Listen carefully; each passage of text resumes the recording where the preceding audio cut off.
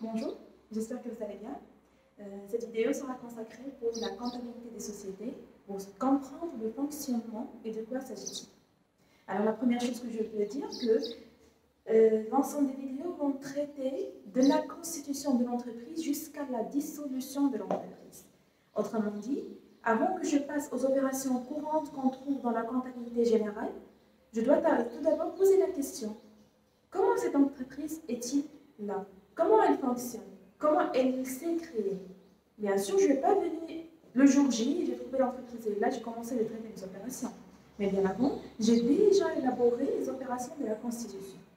Donc, c'est à ce niveau-là où je fais appel à la comptabilité des sociétés pour dire que, à ce niveau-là, on est en train de reculer un petit chouïa pour voir c'est quoi la différence entre la comptabilité générale et la comptabilité des sociétés. Pourquoi on démarre par une comptabilité générale en premier temps, et puis par la suite, on passe à lire et à étudier la comptabilité des sociétés? La réponse à ces questions, je peux vous dire que, en termes de la comptabilité générale, qui est la première différence entre comptabilité générale et comptabilité de société, c'est que la comptabilité générale, elle traite que les opérations courantes d'entreprise, les opérations de la circulation, de fonctionnement de l'entreprise. Mais elle ne traite pas comment l'entreprise, elle est là. Pour ça, on trouve la comptabilité des sociétés. Comptabilité des sociétés, cela ne veut pas dire qu'elle est spécifiquement pour la société ou bien que les sociétés ils peuvent appliquer que cette comptabilité-là, non. Mais je dirais, en termes de cette matière, en termes de la comptabilité de société, je comprends comment cette entreprise elle est là, comment elle fonctionne, qu'est-ce qui se cache derrière la comptabilité générale. D'accord? Alors, il est nécessaire de préciser que la comptabilité des sociétés elle touche trois aspects. Le premier aspect, c'est l'aspect juridique. Un aspect juridique, c'est tout ce qui a relation avec la loi, tout ce qui a relation avec les textes de loi, avec les normes qui peuvent régir cette matière. Le deuxième aspect, c'est l'aspect comptable. Un aspect comptable, comme son nom l'indique, on va faire appel aux enregistrements, aux normes comptables. D'accord? Et un troisième aspect, c'est l'aspect fiscal. L'aspect fiscal, c'est évidemment qu'on va penser aux impôts, au calcul des impôts, au calcul des droits d'enregistrement, que ça va venir par la suite. Il est nécessaire de voir, avant de parler de ces différents aspects, de penser comment peut-on créer une entreprise. Lorsque je viens et je parle de la comptabilité générale et je dis, je vais tracer le bilan, je vais tracer le CPC, je vais calculer les résultats, tous ces types d'opérations, est-ce que ça ne vous vient pas l'idée de dire, mais tiens, attendez tout d'abord, qu'est-ce que ça veut dire un bilan? Qu'est-ce que ça veut dire un CPC? Qu'est-ce que ça veut dire un résultat? Bien, comment peut-on arriver à cette étape? Mais ici, je recule encore pour dire que, avant que j'arrive à ces états de synthèse, à ces opérations-là, il faut tout d'abord que je comprenne comment cette entreprise elle est là. Je vous dis que la première étape, la première chose à quoi je dois penser pour parler de la constitution de l'entreprise,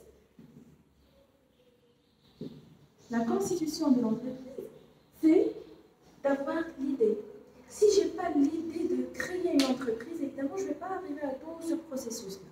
Donc la première chose, c'est de penser, c'est l'idée. D'avoir l'idée en termes de la création d'entreprise. Et qui dit idée, j'ai l'idée de créer une entreprise. Quelle entreprise? C'est quoi l'activité? C'est quoi le secteur? Vous voyez, c'est plusieurs autres encheminements que ça va engendrer de l'idée. Donc j'ai l'idée, je vais penser par la suite à l'activité. Lorsque je vais penser à l'activité, l'activité de quoi? C'est quel secteur d'activité?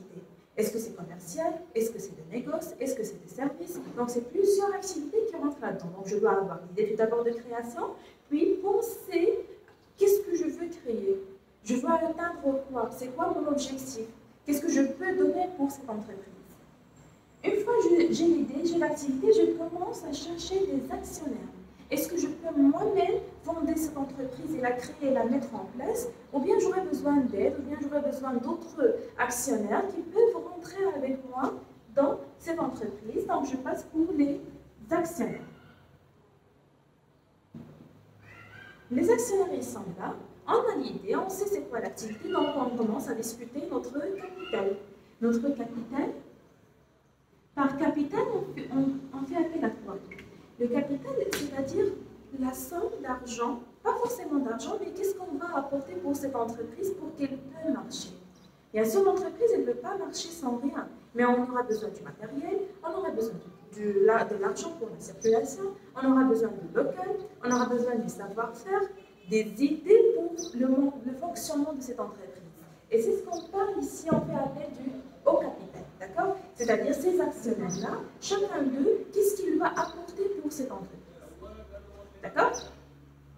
Une fois j'arrive à ce niveau-là, je commence à passer au statut. Le statut, c'est quoi? Ici, je fais liaison directement avec le côté juridique, avec l'aspect juridique. Pourquoi? Parce que tout simplement, le statut, il est géré par des normes juridiques à respecter. Au niveau du statut, je précise c'est quoi le capital, quels sont les actionnaires, c'est quoi l'activité et autres informations qu'on va voir par la suite. Maintenant, en termes de ce statut-là, on va également préciser quel est le type de l'entreprise. Par type, je fais appel à la forme juridique. La forme juridique, c'est quoi? Est-ce que c'est une société anonyme? Est-ce que c'est une société en nom collectif? Est-ce que c'est une stable? Donc, il y a plusieurs catégories des sociétés que vous pouvez consulter dans le droit des sociétés et qu'on doit opter pour une forme juridique spécifique à mon entreprise et qui doit également régir par des normes. Je ne peux pas dire que, voilà, je pense que ça existe une société anonyme, donc je vais passer à la société anonyme. Non, mais je dois respecter les normes pour que je peux opter pour un seul type de société. Donc, arrivant à cette forme de juridique, je pense à le nom. Cette entreprise, c'est quoi sa nomination? C'est quoi son logo? Comment je vais l'appeler? Donc ça, on passe à l'appellation, bien au nom, bien au logo de l'entreprise. Je connais la forme, je lui attribue un nom, et voilà, je peux passer maintenant à la procédure administrative. Alors, en termes de la procédure administrative, la première chose par quoi on débute, c'est le nom et la forme juridique.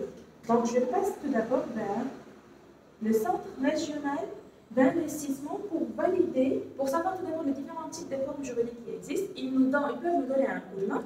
Et puis, pour voir si ce nom, si ce logo que j'ai proposé pour mon entreprise, est-ce que ça existe ou non? Parce que si ça existe dans le royaume, on parle du royaume, si ça existe, je ne peux pas faire une autre entreprise par le même nom et par le même logo, ce n'est pas possible.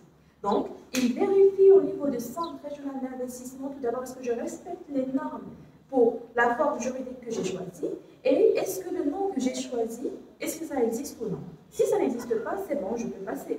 Si ça existe, je dois choisir un deuxième nom, puis repostuler encore une fois. Une fois c'est terminé par le centre régional d'investissement, je passe pour l'enregistrement, l'immatriculation de l'entreprise.